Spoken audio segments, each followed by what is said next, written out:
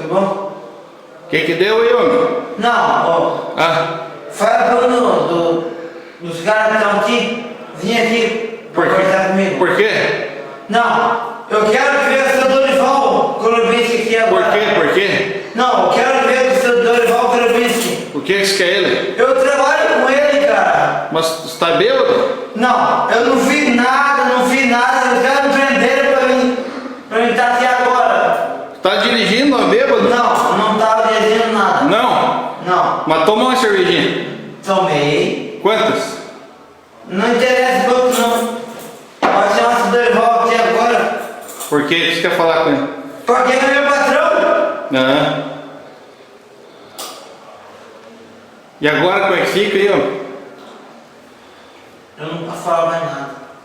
Não vai se declarar? Não, eu quero que o seu Dorival Gorobinski esteja aqui, ó, pra mim falar.